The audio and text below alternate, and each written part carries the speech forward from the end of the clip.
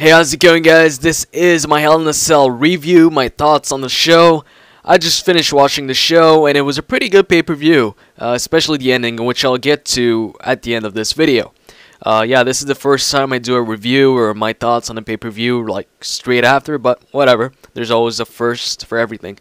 Anyways, let's start this thing. So the first match on the card was Christian versus Sheamus. You know, my prediction for that match was Christian going in, but at the end, Sheamus wins. It was a pretty good match. Back and forth match. Actually, Christian was dominating Sheamus for a pretty good part of the match. But, yeah, very good match. The crowd, though, sucked ass. What's wrong with you guys? Seriously, though, the crowd was very silent and dead throughout the match. I don't know why. But they were like that for a lot of the matches, except, you know, in a few parts and whatever. But yeah, the crowd was nowhere near Money in the Bank, but that's to be expected. Money in the Bank was a pretty big pay-per-view with CM Punk leaving and all that stuff. Anyways, so Sheamus wins the match. And then you had Cara versus Cara, the blue one versus the black one, the original one versus the fake one. Actually, the black one, the one in the black hat attire, had a different entrance. It was kind of the same, but the music was a bit different. What else? In the match, the blue Cara ended up winning. You know, it was the kind of match you'd expect, you know, between two Sin Caras, these two guys, with just high-flying moves as, you know, their repertoire or whatever. And yeah, lots of high-flying moves, lots of, you know, just getting out of the ring, jumping jumping on the other guy who's outside. They did that a lot. And there was some botches, but no major, big, huge botches. But yeah, there were some botches in there. And what I find funny about this match is the commentators were trying to separate the two Sin Caras, right? They were trying to call them something different. So Michael Cole suggests, hey, how about we call the Sin Cara in the black attire Black Sin Cara? So JR says that's a good idea, and then Booker T says, oh, I like to call him Sin Cara Negro better. So you know, I was the whole time I was waiting for Booker T to slip up and say, you know, his famous line. How about, you know, Sin Cara, we come for you, nigga. So, yeah, also the crowd during that match, oddly enough, they were chanting boring, boring. I didn't find the match boring, but it was nothing special, you know. It was just a bunch of, you know, just two Sin Caras doing their, you know, Hurricane Ranas and shit, but whatever. Anyways, after that, what we have? We have a backstage segment with Otunga and Punk. Basically, Otunga's trying, I guess, to convince Punk to join in on their union or whatever.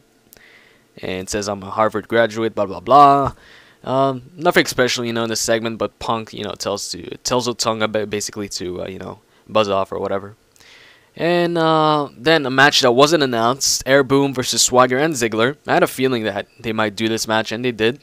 For the tag team championships, you know, typical tag team match. It was an okay match, and in the match, how they won is towards the end. What's his name? Swagger was on the top turnbuckle, right?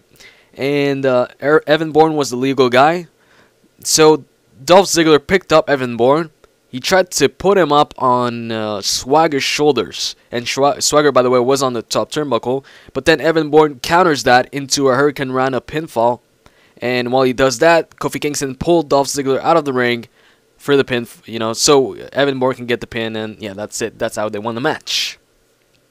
You also had a segment backstage with Matt Striker, you know, interviewing Mark Henry. And at some point, Mark Henry, you know, I didn't expect that. He actually mocked Striker with a, you know, with a voice, you know, with a weird voice or whatever. But anyways, it's nothing special, you know. These segments usually aren't anything special, so I'll skip that. And then the match, Henry versus Randy Orton for the championship World Heavyweight title. You know that in the beginning of the match, Randy Orton had the advantage for the most part, but then Mark Henry picks up the advantage, starts, you know, shoving Randy Orton's back first into the cell and into the ring post. The match, you know, was pretty good considering, you know, it was Mark Henry in there and Randy Orton, but yeah, pretty good match for what it was and the competitors in the match. At some point, Henry tries to throw the steps at Orton's head, while Orton was like leaning on the cell, but Orton, you know, obviously ducked that, because if he wouldn't, he probably would have, seriously got hurt or died or whatever. So, and in these cases they always ducks things like that. So whatever. What's cool about this match though is the way Henry won. Yes, Henry won the match. He retains the title. Is Randy Orton actually went for the RKO and he hit it right, and then he went for the pinfall, but Henry kicked out of the RKO, and then Orton, he goes for the punt to finish Henry off, but Henry catches him in the World's Strongest Slam and gets the pinfall. After just one World's Strongest Slam, he gets the pinfall. What surprised me about that is, Henry took one RKO and he kicked out, and Orton, he only took one World's Strongest Slam and he didn't kick out. So that makes Henry look even stronger. Good for Henry. I'm glad he retained the championship. I was kind of, scared that Orton might win, but it's a good thing that he didn't.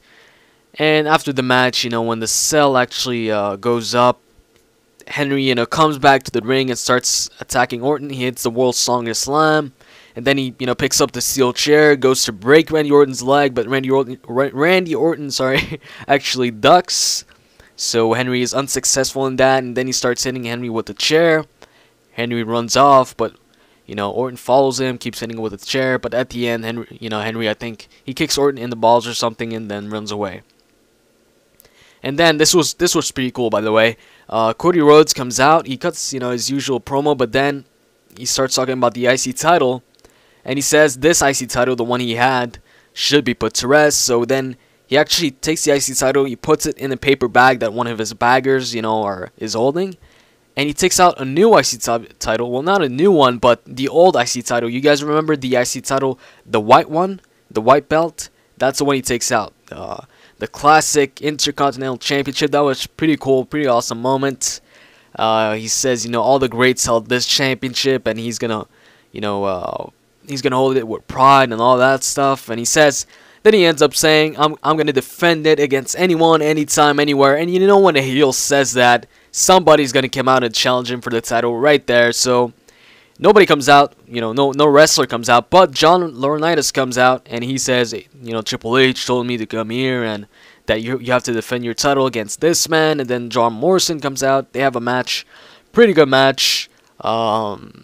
The end of the match is John Morrison actually goes for his springboard kick, but he misses. Cody Rhodes actually wins with a roll-up. And Rhodes was actually wrestling in, normal, clothes. He wasn't wrestling in ring gear or anything. But yeah, he ends up retaining, so that's cool. Because right now, I'm really happy with the way WWE is going with the IC title, US title, and tag team titles. They're actually, bringing back the prestige and value of these, championships. So that's pretty cool. I'm pretty happy about that. So far, I'm really liking where the WWE is going. Unlike, when it was, like, I don't know, from 07 to, early 2011, where things were shit, basically. Anyways. Alright, what do we have next? Man, I'm trying to remember here what we had. Oh, yeah. We actually had a backstage segment where Triple H was talking with Laurinaitis. They were arguing about something I didn't really hear, but during this segment, Laurinaitis points to Triple H that there's an issue in the locker room, something like that, and then we see Miz and R-Truth getting, they took out Air Boom backstage, and security is taking out Miz and R-Truth, and then Triple H complains to John that, hey, I told you to bring the police and not, some security. So, yeah, then you've got the Divas match, Kelly versus Beth Phoenix. Now, I'm not gonna give you guys my thoughts on this match because I don't really know what's a good Divas match or what's not a good Divas match or what to, compare it to because, I don't really watch Divas matches. Most of the time when there's a Diva match on, I go to take a piss or get something to eat and the match is over, it's already over. So, yeah. But I actually watched this match and the match ends when, Natalya, she takes a microphone, right, and she hits Kelly in it with it while the ref has his back turned. Then Beth capitalizes with the Glam Slam and gets the victory. And if you're wondering why Natalya had a mic in the first place, it's because at some point in the match towards the end, Beth Phoenix had the same submission Natalya had on Kelly on Raw or SmackDown, I don't remember. and Kelly was screaming, and basically Natalya was making fun of Kelly with the mic, and she was telling her, keep screaming, blah blah blah blah blah blah, and yeah, that's it. Alright, so after that match, it was time for the main event. The last match on the card, the Hell in a Cell 3-way match between John Cena, CM Punk, and Del Rio.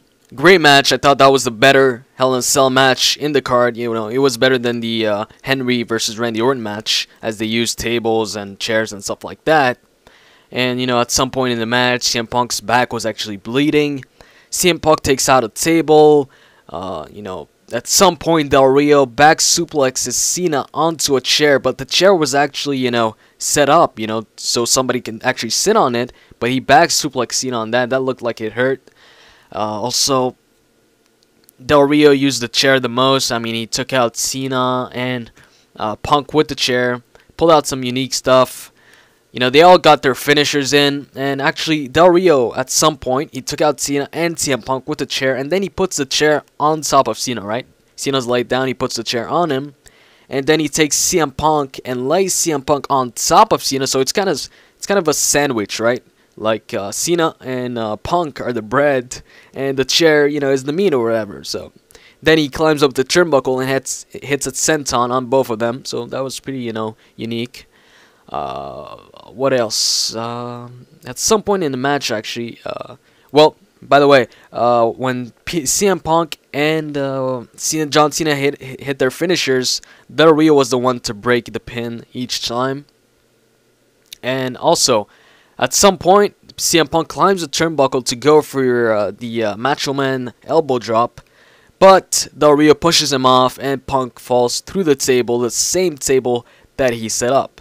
Now, the match ended when Del Rio was in the STF. Cena had him in the STF. He was about to submit. So then Del Rio's ring announcer, who's just outside of the cell, he takes out the ref outside, grabs the keys, opens the cell, and then he actually gets in the cell with a steel pipe. He has a steel pipe in hand. He tries to hit Cena, but Cena hits the AA on him in the outside of the cell.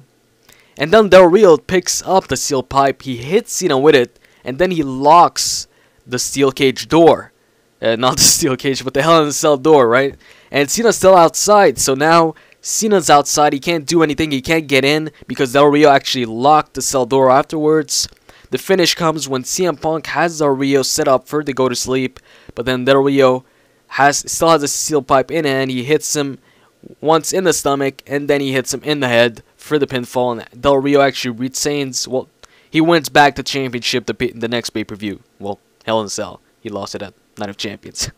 Alright, so Del Rio wins, I don't know how to feel about that. I wanted CM Punk to win, although I had a feeling that John Cena was going to win. I was kind of surprised that Del Rio won. Well, anyways, once Del Rio wins, the steel cage, damn it, I keep saying the steel cage, the Hell in a Cell, it goes up, right? And then John Cena's mad, so he gets in the ring. He starts attacking Del Rio, but then two guys in black hoodies come out and actually start beating up on John Cena and Del Rio and CM Punk and everybody in the ring. They start beating them up. And then the cell actually starts, going down. So the cell's back down. The door is locked. And we find out that the two guys in the black hoodies are R-Truth and The Miz. So they beat up everybody. They beat up the ref. They beat up the cameraman. And actually Triple H and Laurinaitis come out. And the police actually come out. Fake police, by the way. And yeah, Triple H tells Laurinaitis, who freaking, who dropped the cell or whatever, put it back down. And yeah, the whole roster actually comes out. They try to get in the cage. Dumbass John Morrison is actually trying to climb up the cell. I don't know why, but I was laughing my ass off. You see the freaking whole roster trying to get in.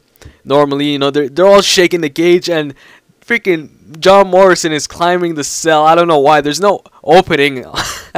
There's no freaking opening on the top of the cell, so I don't know why he was climbing, but whatever. Yeah, they beat everybody up, and then eventually the ref comes back with the bolt cutters. They cut off, the lock for the door, and the police get in, and the Miz and R-Truth actually surrender. they get arrested, then Triple H is mad, he starts beating up The Miz and R-Truth, and then like two guys pull Triple H, sorry, off them, and yeah, that's about it. That ends the show. You know, if I were to give a rating for this show, if it wasn't for the ending, I would give it maybe a, I don't know, a 7.5. But because of the ending, I'm going to give this pay-per-view an 8.5 out of 10. So, yeah, I really enjoyed the pay-per-view. Good pay-per-view, especially the ending. That really made the pay-per-view for me. And, yeah, that's about it. That's all I got to say. So, you know, in the comment section, tell me what you guys thought of the pay-per-view. I'd like to hear your thoughts, and we could discuss this. Alright, so hope you guys enjoyed this video. I'm out. See ya.